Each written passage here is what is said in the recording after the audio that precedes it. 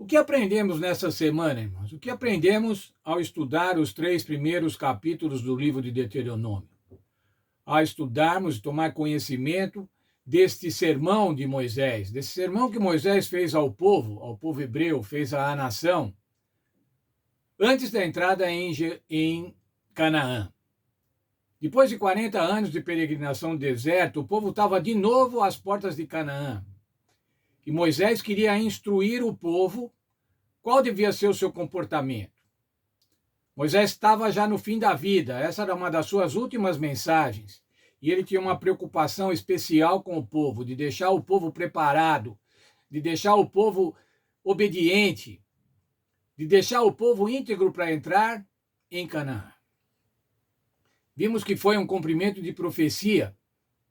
Qual profecia que foi cumprida? A profecia que foi dada 40 anos antes, quando o povo se negou a ocupar Canaã com medo. Quando o Senhor Deus falou assim: olha, vocês vão peregrinar no deserto durante 40 anos. 1 ano para cada dia daqueles que os espias foram à terra de Canaã. E assim se fez, irmãos. Quando chegou no tempo certo, no tempo de Deus, conforme a profecia, Moisés falou assim: olha, é agora, nós estamos nesse momento, está completando, estamos no 11º mês do 40º ano, vai se completar a profecia, e agora nós vamos entrar em Canaã. Mas qual era a personalidade de Moisés, irmãos? Isso nós vimos também nesta lição. Há um verso, Números 12, verso 3, diz assim: ora, Moisés era um homem muito manso, mais do que todos os homens que havia na terra. E devia ser mesmo, irmão, só podia ser, porque para liderar um povo tão complicado, tão reclamão, um povo tão desobediente a Deus, tão desconfiado de Deus, precisava ser muito manso, e assim era Moisés.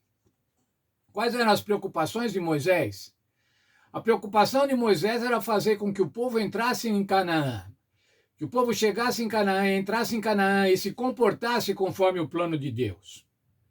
Que o povo entendesse perfeitamente que aquilo era um cumprimento da profecia dada 500 anos antes a Abraão, uma terra. Mas ainda, Moisés também tinha preocupação com a reputação de Deus. Veja, irmãos, quando o povo se negou a entrar em Jerusalém, a entrar em Canaã, o que Deus falou, irmãos? Deus falou para Moisés: olha, eu vou destruir esse povo e vou constituir um povo novo, onde você vai ser o chefe desse povo novo, você vai ser o pai desse povo novo e vai ser um povo muito mais forte. Mas o que fez Moisés, irmãos? Qual era a personalidade de Moisés? Vamos ver Números 14, versos 15 e 16. Se fazes perecer esse povo como a um só homem, as gentes que ouviram a tua fama dirão: o Senhor não pôde introduzir esse povo na terra que lhes tinha jurado, por isso os matou no deserto. E veja o verso 17, irmãos. Agora rogo-te que a força do meu Senhor se engrandeça, como disseste. Moisés estava preocupado que o povo fosse perdoado, mas ele estava preocupado também com a reputação de Deus.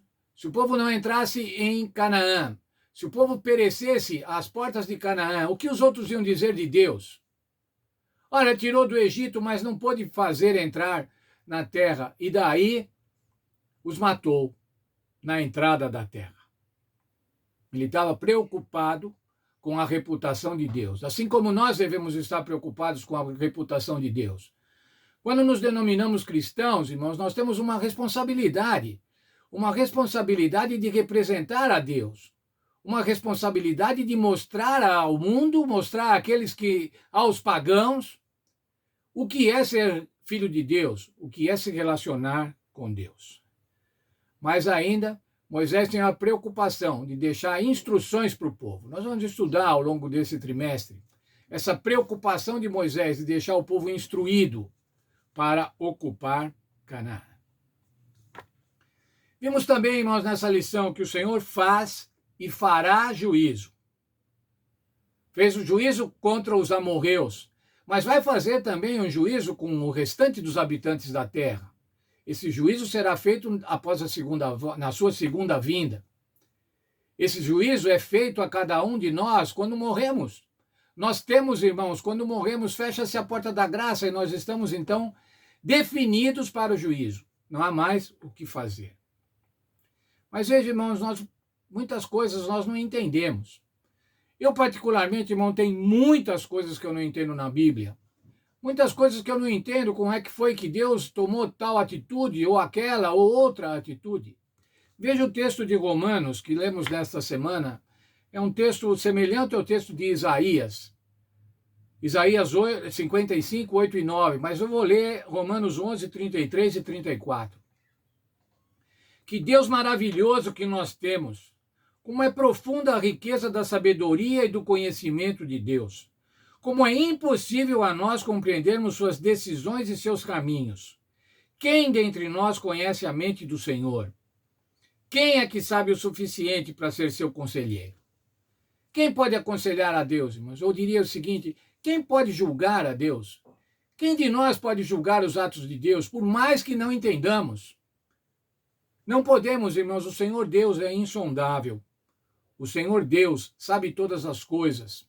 O Senhor Deus certamente toma as melhores atitudes. E nós temos que crer pela fé. Aí, irmãos, não é crer por causa que entendemos tudo, mas é crer pela fé. Na verdade, se nós entendêssemos tudo, não precisaria fé. Por isso que a Bíblia diz que o justo viverá pela sua fé. Não é pelo entendimento, irmãos, mas é pela fé. Vimos também a primeira mensagem angélica, uma mensagem de salvação, o Evangelho eterno. O Evangelho que existe desde a fundação do mundo, na verdade, desde antes da fundação do mundo. Um plano de salvação. E nós gostamos, irmãos, de falar que tem um plano de salvação. Gostamos de dizer que o nosso Senhor Jesus é o nosso Salvador. Mas ele também é o nosso Senhor, irmãos, e ele é o nosso juiz. A primeira mensagem angélica diz assim, é chegada a hora do seu juízo. E mais ainda, adorai aquele que fez o céu e a terra. O que é adorar a Deus, irmãos? Adorar a Deus é obedecê-lo. Orar a Deus é ser fiel a Ele, é ter confiança em Deus, é ter lealdade a Deus. Isso que é adorar a Deus, irmãos. Adorar a Deus é adotar e praticar os seus mandamentos.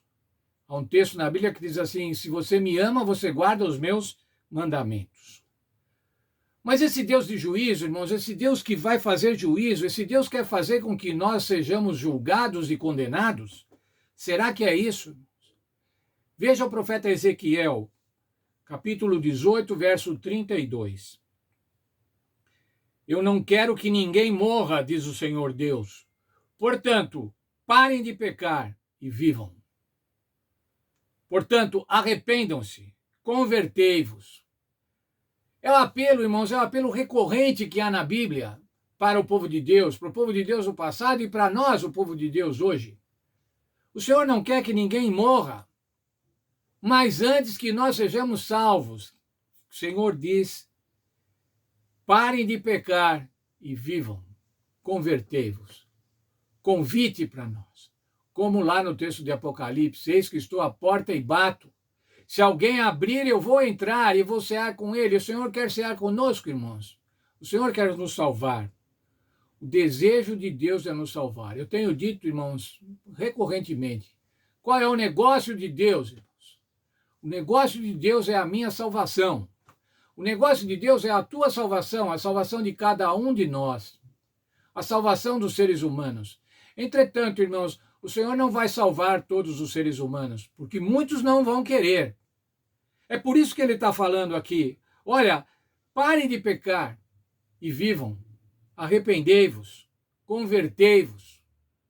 Esse é um apelo para nós hoje, irmãos, é um apelo para nós que estamos na igreja. É um apelo para nós que estamos fora da igreja.